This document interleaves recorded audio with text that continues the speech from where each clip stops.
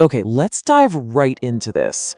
If you've ever looked up at the night sky and thought the moon was just doing its own random thing, playing by its own shifting set of rules, well, it's actually not.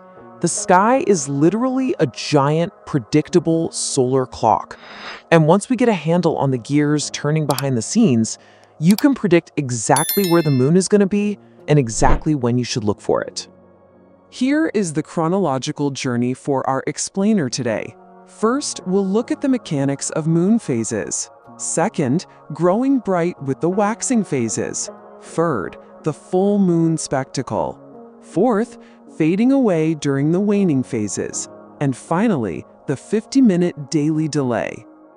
All right, part 1, the mechanics of moon phases. To really grasp this lunar journey, we first have to recognize that the moon's visibility is absolutely not random. It follows entirely predictable patterns, completely dictated by its position relative to the Earth and the Sun. But before we start tracking it, we really need to nail down one crucial piece of terminology: culmination.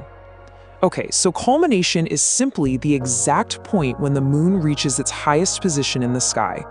Think of it like the moon's absolute peak performance on any given day.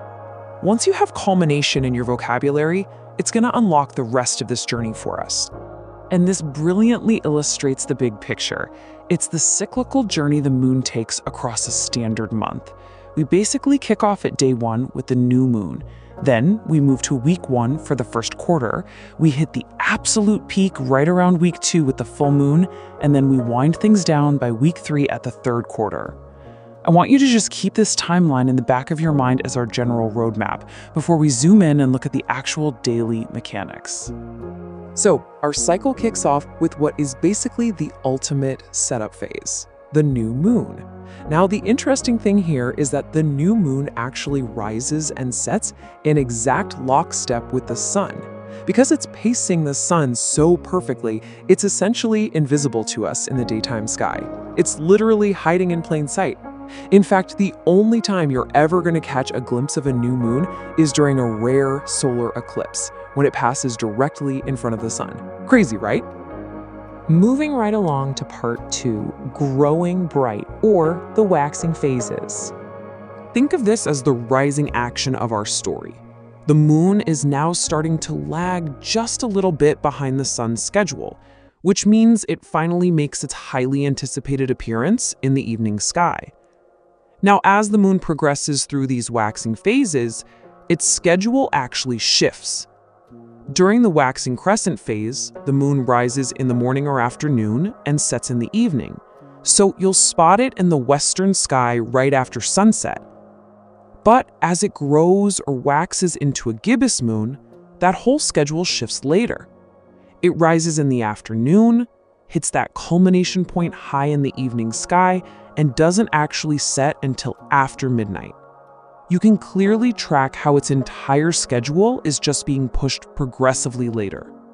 Now, right in the middle, bridging those crescent and gibbous phases, is the first quarter moon.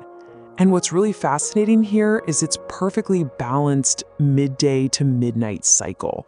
It rises around noon, reaches culmination right near sunset, and then sets around midnight.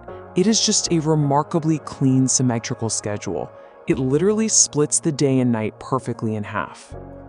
All right, section 3, the full moon spectacle. This is the grand climax of our whole cycle. The moon has officially stopped hiding and stepped right onto center stage to completely rule the night sky. And to really grasp how the full moon behaves, you just have to compare it to where we started. Remember how the new moon rises and sets with the sun? Well, the full moon does the exact opposite. It rises precisely at sunset and sets precisely at sunrise, so it's visible all night long. This exact opposite behavior is a really powerful mental anchor to hold on to. Basically, whatever the sun is doing, the full moon is doing the exact reverse. Hitting the absolute peak of this climax, we see that the full moon reaches its highest point, its culmination, right around midnight. It's shining brightly in perfect opposition to the daytime sun. Think about it.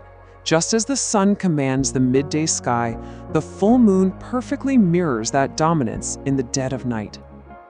Let's move on to section 4 and see how this builds into fading away the waning phases. Okay, so here comes the falling action of our lunar cycle. We've peaked at the full moon, and now our celestial clockwork dictates that the moon starts slipping away into the late night and early morning hours. It's literally shrinking in visibility. During the Waning Gibbous phase, the moon rises in the evening after sunset, culminates after midnight, and then sets in the morning. By the time it shrinks down to a waning crescent, it doesn't even rise until the early morning hours before sunrise, and it eventually sets in the afternoon.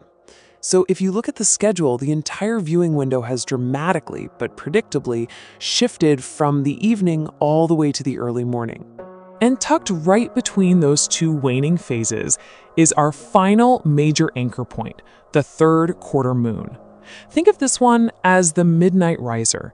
It rises around midnight, culminates near sunrise, and sets right around noon. It's really that final structured milestone before the moon fully returns to its invisible new moon state, just to start the whole shebang all over again. Finally, section 5, the 50-minute daily delay. All right, this is where we introduce the twist of this explainer. Because sure, this cycle might seem like perfect, rigid clockwork so far, right? Well, actually, there are specific mathematical variables that subtly alter our celestial schedule every single day. And that mathematical twist comes down to the number 50. On average, the moon rises about 50 minutes later every single day. As the moon orbits the Earth, it's constantly shifting its position relative to our rotation, and that pushes its daily schedule back by nearly an hour. That is exactly why the moon is never in the exact same place at the exact same time 2 days in a row. So the crucial point here is that this lunar schedule is definitely not a rigid digital clock. It's more of an approximate shifting system, all based on complex physical geometry. For example, lunar phases are based on solar time, not the standard clock time on your phone or watch. Plus, the exact rise and set times are uniquely affected by your specific latitude, and the whole schedule shifts depending on the season. Even that 50-minute delay interval we literally just talked about, yeah, that actually varies by your exact location and the time of year. It's pretty wild. Which brings us to our final thought. We've mapped out all the gears, the timelines, and the shifting variables of this incredible solar clock. So what does this all mean for you right now? Based on the time right at this very moment, where is the moon? I challenge you, look out your window, factor in the time of day and the phase of the month, and test your new knowledge. See if you can spot it. Thanks for joining me on this explainer, and until next time, keep looking up.